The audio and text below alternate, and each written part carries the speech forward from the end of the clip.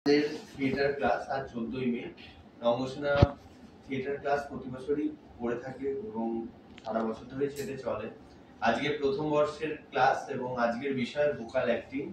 আজকে আমরা বিশেষ প্রশিক্ষক হিসেবে পেয়েছি আমাদের মধ্যে তীর্থ দত্তকে।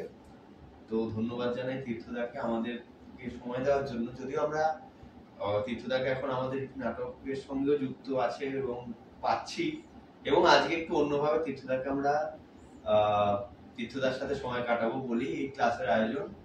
তো বাকিটা তীর্থদাই কিভাবে করবে সেটা তীর্থদা বুঝে নেবে সবার সাথে। তো আর কিছু বলার নেই, ক্লাস শুরু করার জন্য অনুরোধ করছি। থ্যাংক ইউ, সকলকে স্বাগত জানাই এবং অভিনন্দন জানাই, এবং এটা স্বীকার করি যে আমি বিশেষ কিছু জানি না, তবে দীর্ঘদিনের একটা পথ চলা আছে থিয়েটারে, সেখান থেকে যতটুকু শিখেছি ততটুকু আজকে আপনাদের সাথে শেয়ার করবো মাত্র, আর কিছু না।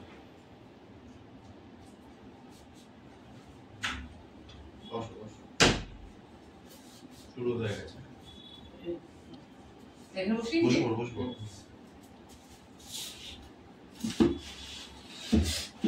তো আমার যতটুকু, আমি প্রায় 20 বছর থিয়েটার করছি, তো তাতে যতটুকু অভিজ্ঞতা সেখান থেকে যা যা সঞ্চয় করতে পেরেছি সেটুকু আজকে আপনাদের সাথে শেয়ার করে নেবো। এই বিশেষ কিছু বিশাল আমি পণ্ডিত এরকম নয়, যাই হোক আমরা একে অপরে যা জানি পারস্পরিক সহযোগিতার মাধ্যমে জানার চেষ্টা করি। এবার প্রথমে আমি একটা প্রশ্ন করেছি যে এর পূর্ববর্তী সময় পর্যন্ত আমরা যতটুকু থিয়েটার করে এসেছি সেই থিয়েটারে ভোকালকে আমরা কিভাবে ব্যবহার করব বা কোন কোন জায়গাটা প্রয়োজন থিয়েটার করতে গিয়ে, সেটা আমরা কি জানি সেটা আলোচনা শুরু করেছি। ভেবেছেন বলুন।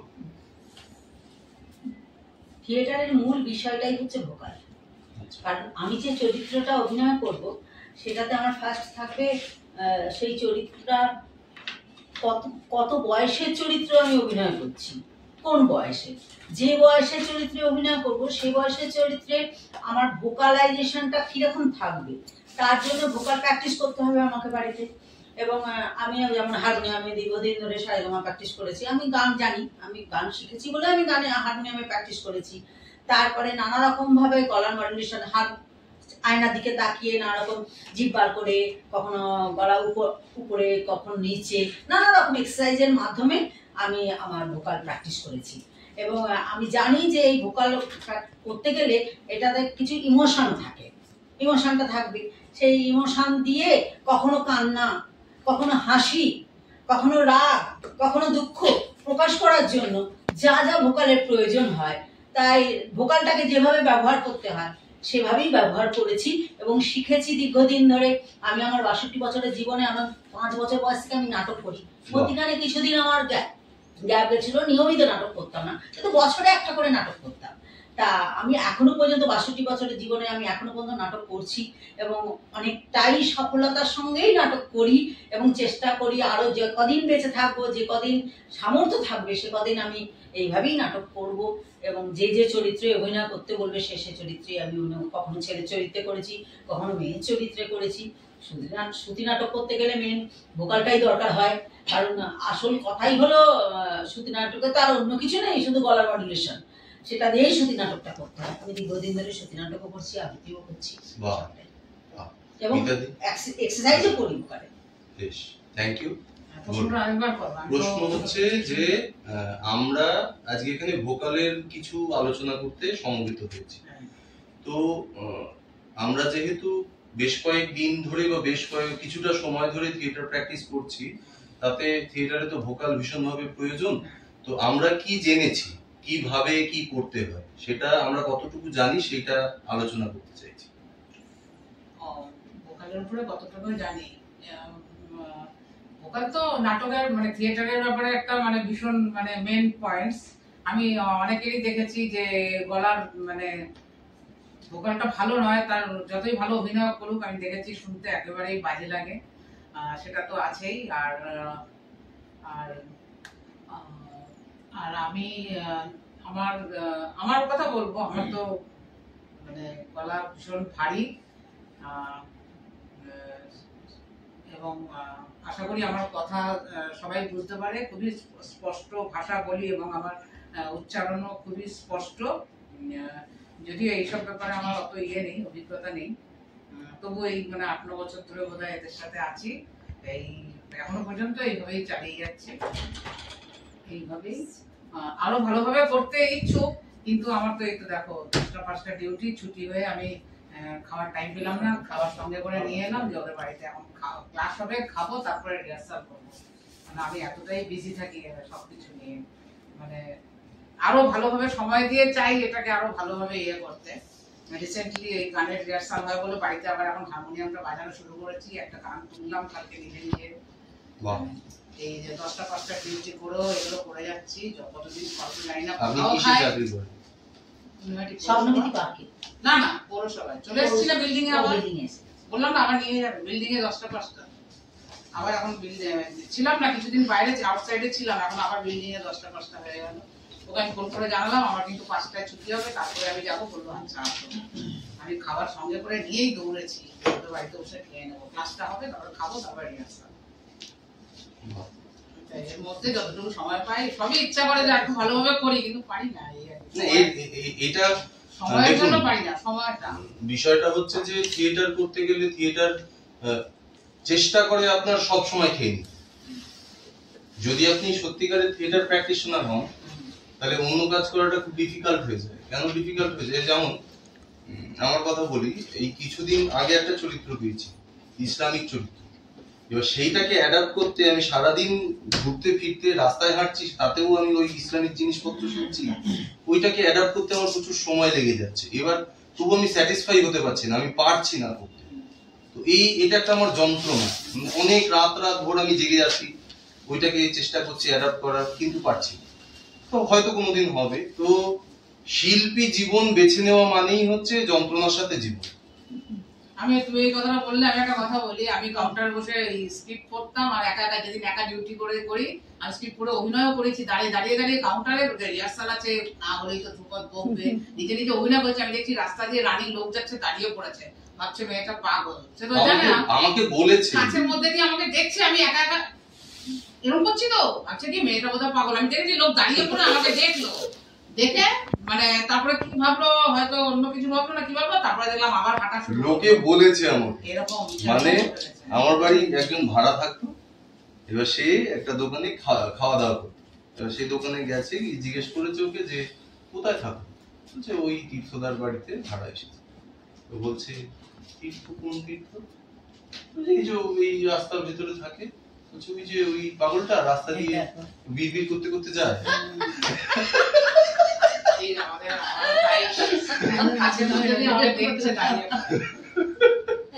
যখন রাস্তা দিয়ে বিড়বিড় করতে করতে যায়, আপন মনে গান গাইতে গাইতে যায়, ওই পাগলটার বাড়ি রেওয়াজ করার সময় যখন ওইগুলো করা হয় তখন লোকে পাগলি বলে, হাসে। কি করছি বুঝি করার নেই, কি শেখায় কি রে বাবা, এটা কি করতে ডং করছে। তো যাই হোক, শিল্পী জীবনে সেটা হয়। যাই হোক, এবার দিদির কাছে বলি, বিষয়টা হচ্ছে যে আমরা আজকে ভোকাল ক্লাস করতে সমবেত হয়েছি, একটু আলোচনা করব। তো সেখান থেকে আমরা এর পূর্ববর্তী অবস্থায় কি কি শিখেছি, কি কি জেনেছি, ভোকালের কি কি জেনেছি, সেটা জিজ্ঞেস করছি, আলোচনা করছি। কয়েক বছর বা একটা দীর্ঘ সময়ের থিয়েটার জীবনে আমরা ভোকাল সম্বন্ধে কি জেনেছি, কিভাবে কি করতে হয়। আমি তো প্রথম নতুন, আমি তো নাচের জগতের মানুষ, থিয়েটার করেননি কোনোদিনও করিনি, এখানে এসে প্রথম তাও বেশি দিন না, রেগমালায় করেছেন তো? রেগমালাতে ডান্স ডিরেকশন দিয়েছিলাম, এই সূত্রে একটু নাচ করেছি, আর একটু গ্রামের যমুনাবতী করলাম। এখন তখন ওই করতে গিয়ে যেটুকু কোথায় জোরে বলতে হবে, কোথায় লোটনে বলতে হবে, বা কোথায় এক্সপ্রেশন, এই ওরা যা শিখিয়েছে দিক বা ওরা যা শিখিয়েছে সেটুকু। বাবু, তুই কতদিন থিয়েটার করছিস? 2 মাস 3 মাস। ভোকালের কিছু জেনেছো? তাহলে বেশি, বছর 2 হবে। আমি 2 বছর ধরে দেখছি। হ্যাঁ, বছর 2 করে, 2 মাস 3 মাস না। ভোকালের কিছু জেনেছো? ভোকালের আমি ক্লাস করিয়েছিলাম, ভোকালের একটা আমি ক্লাস করিয়েছিলাম। করেছিলিস ক্লাস? ক কা ইউ সব শিখিয়েছিলাম, ওই দাও করেছি, ভুলে গেছে। আচ্ছা, এবার আসি, যাই হোক, thank you for your participation. এবার বলি যে ভোকাল অভিনয় করতে গেলে আমাদের যে যে জিনিসগুলোর উপরে খেয়াল রাখতে হবে, প্রথম হচ্ছে ব্রিদিং। ব্রিদিং যদি আমরা জানি, ব্রিদিং এর উপরে অনেক কিছু নির্ভর করে। আমরা কিভাবে শ্বাস নিচ্ছি এবং কিভাবে ছাড়ছি, এবং সবটাই, সেটা গান হোক, আবৃত্তি হোক, থিয়েটার হোক, যাই করি না কেন, ব্রিদিং কতখানি ধরে রাখতে পারছি, কত লেন্থে টানতে পারছি, কত টানা সংলাপ বলতে পারছি একবার শ্বাস নিয়ে, সেইটার ওপরে অনেক কিছু নির্ভর করে যে আমি কি চরিত্র করতে পারি, কতটা করতে পারি। তাই প্রথম প্রায়োরিটি হচ্ছে ভোকাল ক্লাস করতে গেলে ব্রিদিং সম্বন্ধে জানতে হবে, এক। 2 নম্বর বলা হয় যে থিয়েটারে ভোকাল সবসময় হাইতে রাখতে হবে। আচ্ছা, আপনারা সিনেমার অভিনয়ও দেখেছেন, থিয়েটারের অভিনয়ও দেখেছেন, কেউ বলতে পারবেন আমাকে পার্থক্য আছে কিছু? হ্যাঁ, কি পার্থক্য বলেন? সিনেমায় তো ওই যেহেতু ওই ফিল্ম করার সময় কি বলবো, মানে খুব বেশি চেঁচিয়ে করতে লাগে না মনে হয়, আমার যেটা মনে হয়। কিন্তু যে ওপেন স্টেজে করতে গেলে একদম লাস্ট অবধি ভয়েসটা যাতে পৌঁছায় আর শেষ কি, পর্যন্ত সেটা দর্শককে পৌঁছানোর জন্য একটু জোরে বলতে হয় আর কি। আর আমি একটা বলি, হ্যাঁ বলুন।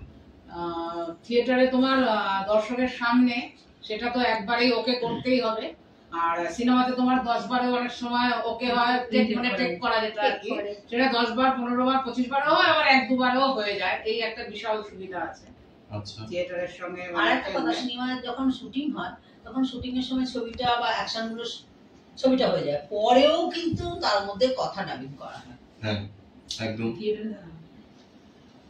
তো বুঝিয়ে দিতে হবে যে 15টা 15টা আওয়াজে বোঝাতে হবে।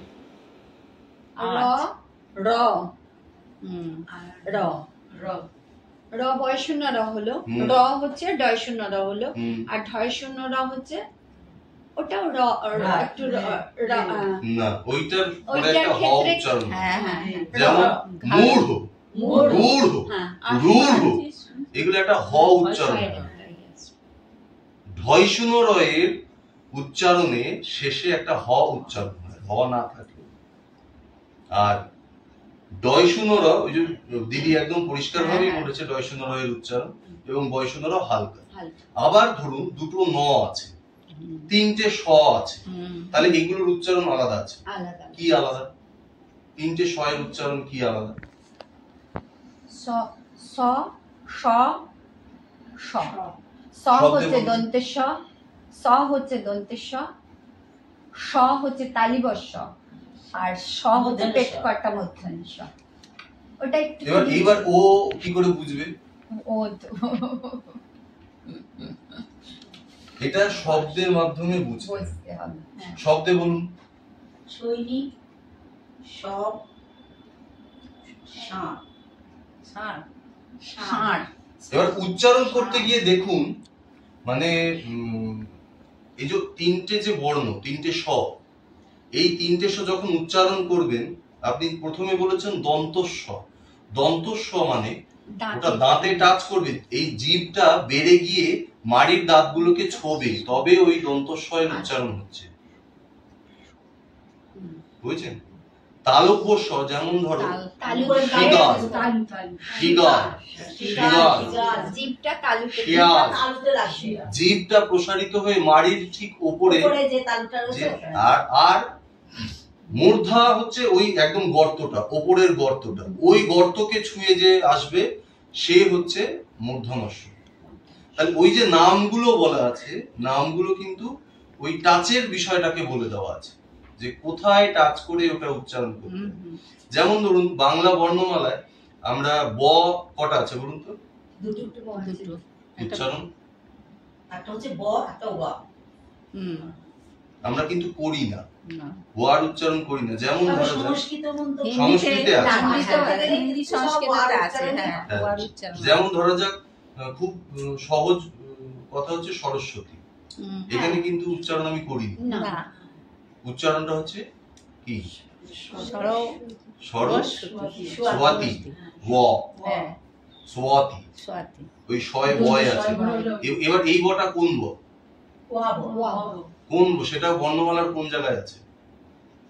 শেষা বর্গের অন্তে। হ্যাঁ, আর ওইটা ওই বটা বর্গের মধ্যে আছে।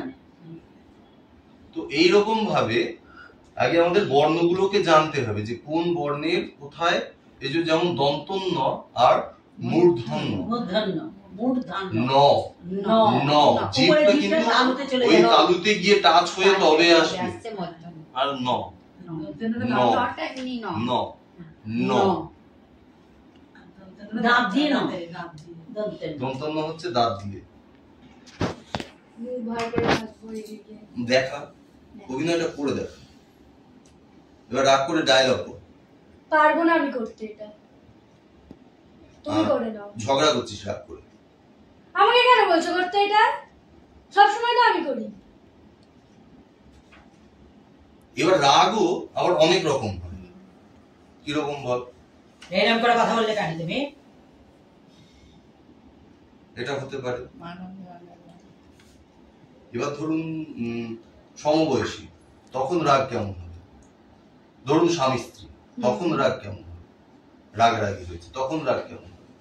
সন্তানের সাথে যে রাগ আর স্বামী স্ত্রীর সাথে যে রাগ, দুটো কিন্তু এক আলাদা। তাহলে পার্থক্য কোথায়? স্বামীর সাথে রাগের সঙ্গে অভিমানও থাকে, সেটা মিলিয়ে মিলিত। এবার ধরুন প্রতিবেশীর সাথে রাগ, সেটা সাংঘাতিক রাগ। ধরুন আপনার জমি নিয়েছে,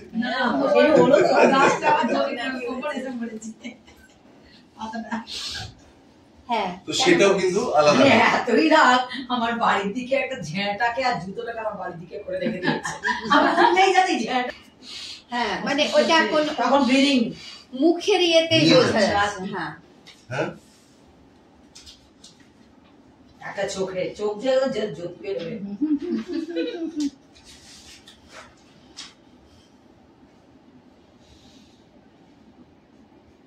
এটা কিন্তু শ্বাসকে আটকে দিচ্ছে। তার মানে এই যে দেখুন আমি পড়ছি, সেটার মধ্যে কিন্তু ব্রিদিং এর অনেকখানি কাজ আছে। এবার ভোকালের ক্ষেত্রে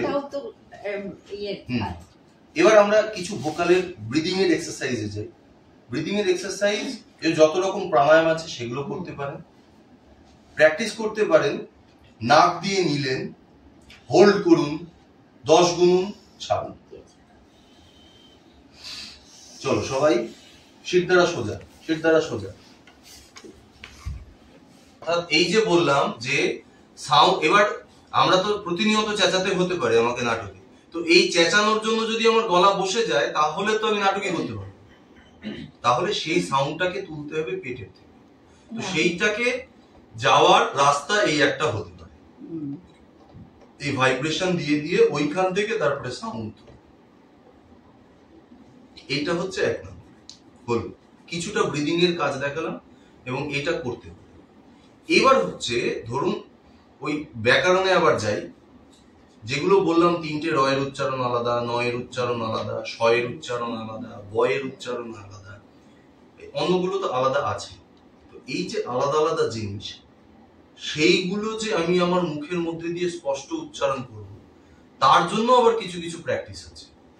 যেমন ধরুন আমরা সবচেয়ে বড় কথা হচ্ছে যে কথা বলতে গেলে মানে ধ্বনিটা এখান থেকে আমরা তৈরি করতে পারি ধ্বনি, কিন্তু ধ্বনিটাকে শব্দে রূপান্তরিত করতে হয়। মানে এখান থেকে আমরা আওয়াজ আনতে পারি, কিন্তু সেটা তো শব্দ হতে হবে। এবার শব্দ হওয়ার জন্য কোন কোন জায়গাগুলো আমাদের কাজে লাগবে সেটাকে বুঝতে হবে। কোন কোন জায়গায় কাজে লাগবে? ধ্বনিটাকে গলা আর ভেরি গুড, আর আর দাঁত, নাক, হ্যাঁ নাক, তালু, মূর্ধা, ভেরি গুড, ওষ্ঠ, ওষ্ঠ তো লাগবে। এবং এই হিসেবে কিন্তু বর্ণগুলো আলাদা আলাদা হয়ে যায়, ঠিক আছে? যেমন ক খ গ ঘ ঙ, এটা কি বর্ণ? কণ্ঠ বর্ণ। কারণ এই ক খ সব গলা দিয়ে উচ্চারণ করলেই বোঝা যায় যে সব গলা দিয়ে আসছে। চ ছ জ ঝ ইয় কি বর্ণ? তালব্য বর্ণ। চ ছ ছ ওই তালুকে টাচ করে করে জিভটা কি করছে? তালুকে দিয়ে ছুটছে। চ ছ জ ঝ ইয়। তারপরে এটা কি বর্ণ? মূর্ধা বর্ণ। এবং লাস্টে বলেও দিয়েছে মূর্ধান্য, মূর্ধা থেকে আসে। তাহলে এগুলো হচ্ছে মূর্ধা, মানে মাড়ির ওপরে যে গর্ত মতো উপর দিকে যে গর্ত আছে সেই গর্তকে ছুঁয়ে আসতে হবে। আর তারপরে দন্ত বর্ণ, তারপরে প কারণ ঠোঁটকে ব্যবহার করতে হবে এটা উচ্চারণ করতে গিয়ে। তাহলে এই যে বলুন তাহলে বল আপনি আগে থেকে করেছেন ঝগড়া নয়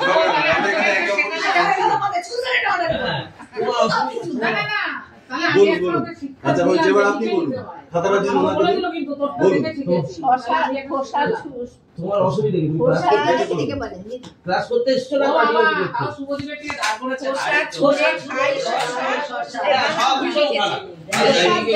ঠিক আছে, বানান দেখতে হবে না। আসবে না, বাইরে দাঁড়াবে। খোসা ছুলে খায় শশা, শশা তুলে দেয় চাষা।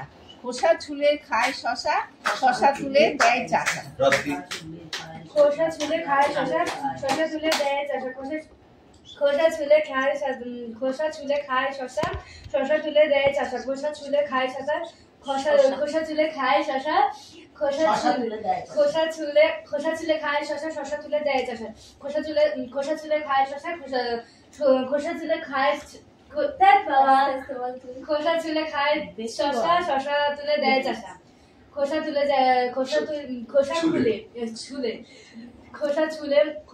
খায় শশা, শশা তুলে দেয় চাষা। খোসা ছুলে যা বন্ধ করে দিল। খোসা ছুলে খায় শশা, শশা তুলে দেয় চাষা। খোসা ছুলে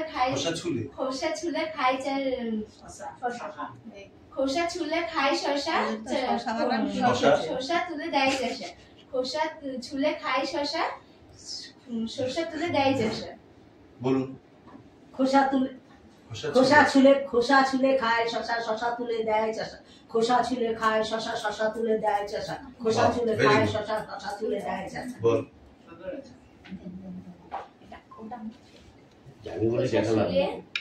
খায় শশা, খায় শশা, শশা তুলে দেয় চাচা। চাচা। খোসা ছুলে খায় শশা, শশা তুলে দেয় চাচা। চাষা। খোসা ছুলে খায় শশা, বলো। শশা তুলে দেয় চর্চা করতো। খোসা ছুলে খায় শশা, শশা তুলে দেয় চাষা। অসীমাদি গ্রামে গ্রামে গিয়ে এগুলো করতো। অনেক আছে, শুধু খোসা ছুলে খায় শশা, শশা তুলে দেয় চাষা। খোসা ছুলে খায় শশা, শশা তুলে দেয় চাষা। খোসা ছুলে খায় শশা, শশা তুলে দেয় চাষা। খোসা ছুলে খায় শশা, শশা তুলে দেয় চাষা। এইরকম আরো অনেক টাং টুইস্টার আছে, যেমন উনি বললেন জলে তেলে জলে চুল তাজা, তেলে চুল তাজা, জলে চুল তাজা, তেলে চুল তাজা, জলে চুল তাজা। এটা আছে পাখি পাকা পেঁপে খায়, পাখি পাকা এইগুলো প্র্যাকটিস, মানে এগুলো আমরা ছোটবেলায় করতাম। আমরা এখনো করি, থিয়েটার করতে গেলে এখনো লাগে এগুলো সকালবেলায়।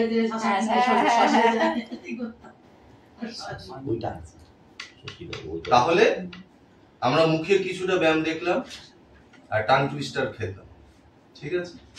নেক্সট যাই, হচ্ছে আমরা জানলাম যে ভোকাল থিয়েটারের ক্ষেত্রে উঁচু হবে, মানে উঁচু গলায় বলতে হবে, তাই আমাদের প্র্যাকটিস করে করে পেট থেকে আনতে হবে কথা।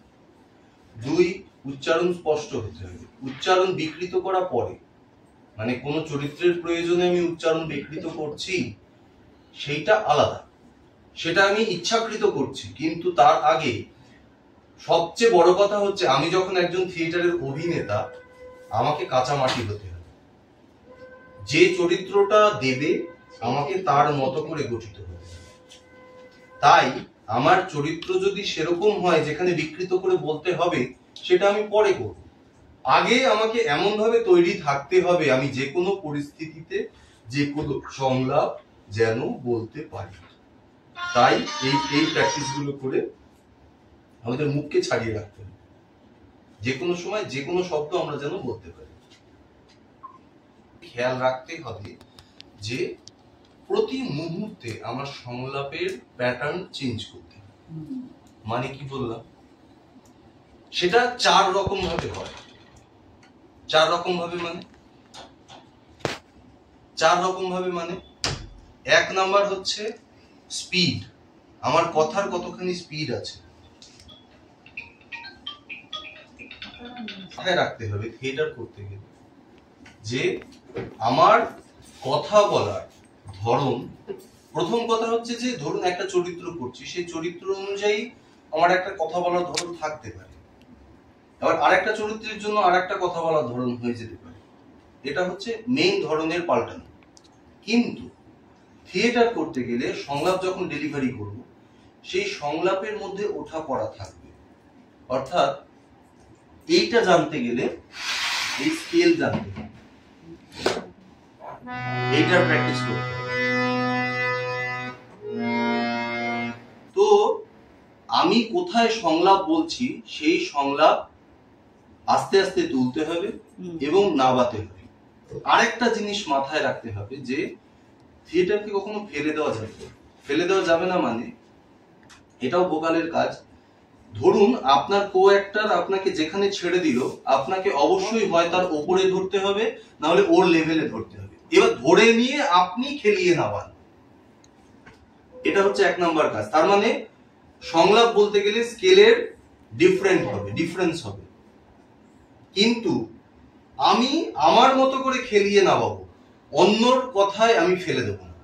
অন্যর থেকে যখন আমি ধরছি সংলাপ, সেখান থেকে আমি ফেলে দেবো না, ওখানেই আমাকে ধরতে হবে। যেমন ধরুন,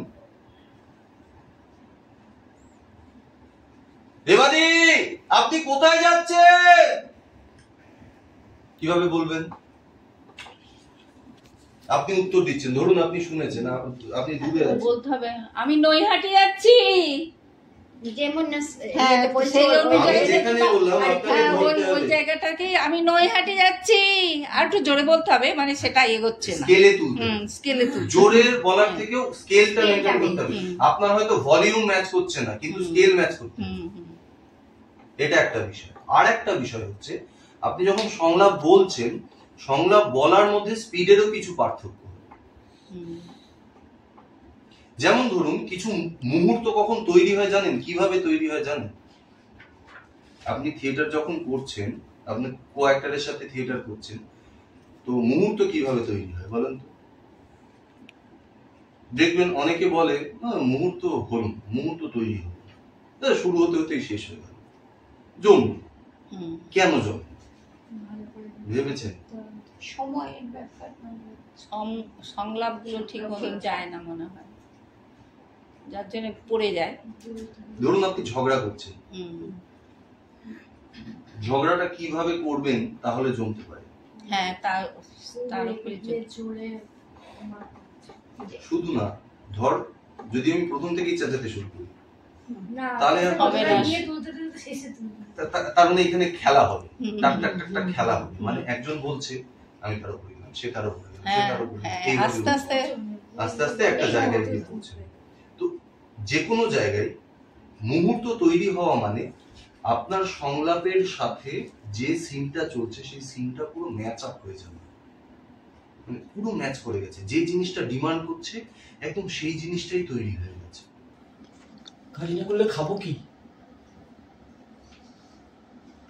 মা তাড়িয়ে দেবেন না, তাড়িয়ে দেবেন না, খাবো কি করে? কাজ তো করতে হবে, তাড়িয়ে দেবেন। এবার বলুন তো, এই যে হলো, এটার মধ্যে বেশি বিশ্বাসযোগ্য কোনটা মনে হলো দর্শকের কাছে বেশি পৌঁছে? আপনারা যা যা করলেন সেই দুটোর ভাগের মধ্যে কোনটা মনে হলো কান্নাটা বেশি পৌঁছবে? আচ্ছা, আর কারোর অন্য কোনো মত? অন্তর থেকে যেটা বলেছি সেটাই বেশি পৌঁছাবে। কোনটা? অন্তর থেকে যে কান্নাটা বেরিয়েছে, ভিতরে কষ্টের সঙ্গে যে যন্ত্রণাটা, সেটাই মানুষের কাছে। আচ্ছা, যন্ত্রণা মানুষের কাছে, দর্শকের কাছে বেশি পৌঁছাবে, এটা কার কারণ? হাত তোলে দেখি, ভোটাভুটি হোক। যন্ত্রণা কার মানুষের কাছে বেশি পৌঁছবে, এটা কার কারণ? আচ্ছা, আর কান্না কার কার মনে হচ্ছে বেশি পৌঁছবে?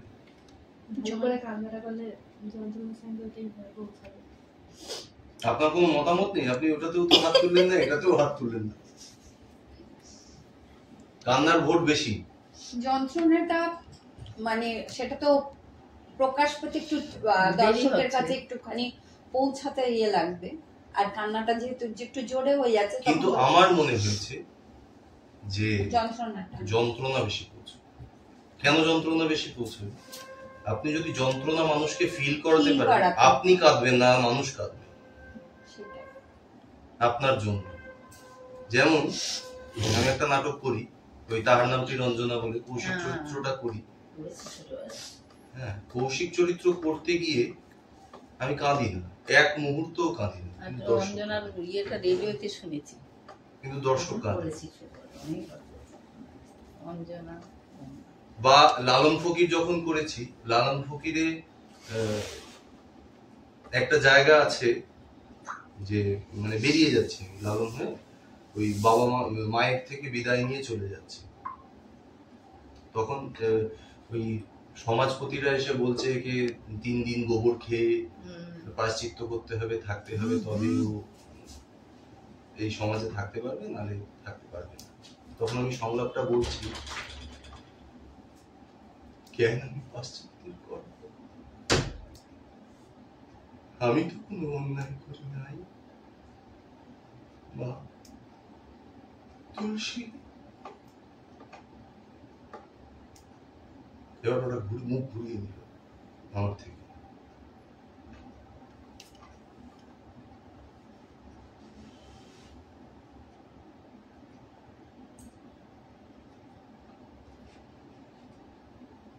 তোমরা থাকো তোমাদের জাত ধর্ম নিয়ে, আমি চললাম। কাঁদলাম কি? কাঁদিনি। এবং দেখুন যন্ত্রণাটা প্রকাশ পেল, যন্ত্রণা মানে আপনার ইয়েতেই প্রকাশ পেল। এবার কতখানি সময় নিলুম ভাব, সংলাপ কিছু বলিনি না। তো এইটা হচ্ছে বিষয়। এটা এই কারণেই এটা করালাম, বোঝানোর জন্য যে আপনি যখন সংলাপ ছেড়ে দিয়েছেন তাহলে কিছু করতে হবে, দেখাতে হবে, এবং সেটা যে যত ভালো করতে পারে, যত বড় স্প্যানে করতে পারে, সে তত ভালো অভিনেতা। কিছু বলবে না, আপনাকে বসিয়ে রাখবে ওইখানেই, ওইভাবেই বসিয়ে রাখবে। এই জন্য টাইমিং সেন্স থাকতে হবে, কতক্ষণ সময় নিব, কিভাবে বলবো। এটা হলো আবেগের সঙ্গে কি করে ভোকালকে ব্যবহার করে আমি সংলাপ থ্রো করব। এবার আরেকটা পার্টে যাই, সেটা হচ্ছে আমি কোন সেন্টেন্সের কোন বিষয়ের উপরে এমফ্যাসিস করব, তার উপরে নির্ভর করে আমি কি সংলাপ বলছি। মানে এমফ্যাসিস করব মানে জোর দেব। যেমন ধরুন একটা সংলাপ আমি বলছি, আমি ভাত খাবো, মা আমি ভাত খাবো, মা আমি ভাত খাবো। মায়ের উপর জোর দিলেন, মাকে ডাকলাম, মা আমি ভাত খাবো, ভাতের উপর জোর দিলেন, তার মানে ভাত ছাড়া কিছু খাবো না। তার মানে ওখানে আমি জোর দিলাম মাকে ডাকার উপরে, তার মানে মাটা ওখানে এমফ্যাসিস হলো, এখানে ভাত এমফ্যাসিস হলো। তো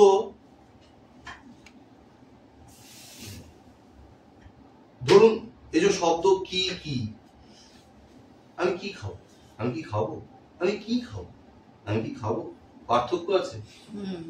কি পার্থক্য আছে? আমি জিজ্ঞাসা ছিল আমি খাবো কি সেটা আমি খাবো কি আমাকে জিজ্ঞাসা ছিল একটা বিষয়সূচক ছিল খাবোটা কি খাবো আর একটা বিষয়। তো এই দেখুন এমফ্যাসিসের উপরে কিন্তু মানে পাল্টে গেল। তো যখনই সংলাপ বলছেন, সংলাপের কোন অংশতে আমি জোর দেব, এমফ্যাসিস করব, সেইটার উপরে নির্ভর করে সংলাপের মানে কি বের হচ্ছে মোটামুটি থিয়েটারের ভোকালের মেইন ডায়ালগ বলে আমার মনে হয়েছে আমার থিয়েটার জীবনে। এবার যদি আপনাদের আর কিছু বলার থাকে বলুন, আর যদি কিছু জিজ্ঞাসা থাকে করুন।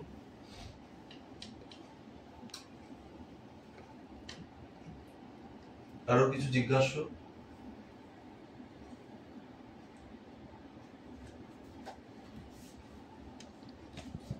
আর কিছু বলার নেই? কিছুই বলার নেই, অনেক কিছুই বরং ভেতরে আসলো, শিখতে পারলাম। এটা আমার প্রবলেম না, অনেক কিছু বুঝতে পারলাম, মানে যেটুকু এত দূর যে ওদের সঙ্গে এসেছি মিলিয়ে দেখলাম অনেকটাই ভালো বুঝতে পারছি। এদের সঙ্গে যে এতটা এসছি, এসে বুঝতে পারছি কতটা তোমার শেখাটা অনেক সুন্দর হয়েছে। আচ্ছা, তো আজকে তীর্থদা আমাদের ক্লাস করালেন বাচিক অভিনয়ের উপর।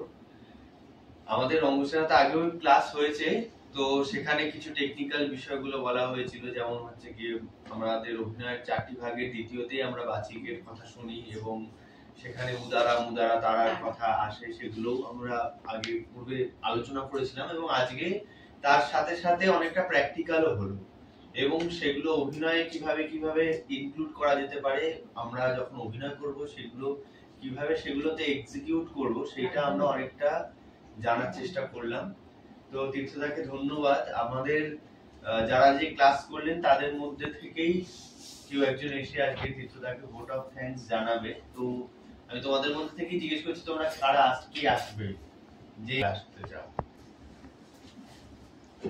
দাঁড়া, আমাদের মধ্যে ভোট অফ থ্যাঙ্কস জানাচ্ছেন মিতা ধর তীর্থদাকে। নমস্কার, আমি রঙ্গসেনার সদস্য মিতা ধর।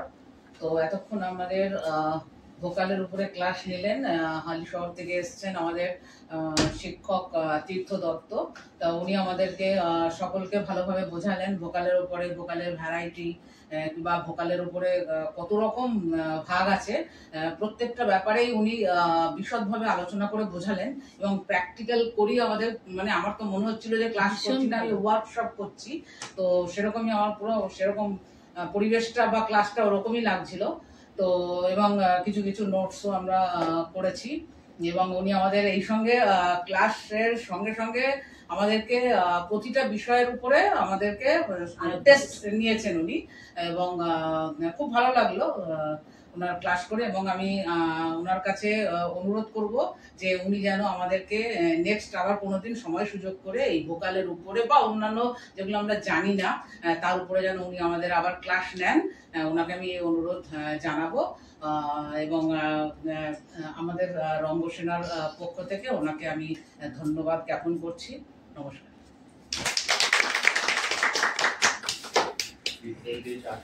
সবাইকেই আবারও জানাই ধন্যবাদ, তীর্থদাকেও ধন্যবাদ জানাই এবং পরবর্তী যে ক্লাসগুলো আছে তোমরা সেগুলো গ্রুপে পেয়ে যাচ্ছ এবং সেই অনুযায়ী তোমরা সকলে আবার উপস্থিত হয়েও। আজকের মতো এখানে ক্লাস শেষ। ধন্যবাদ। Thank you.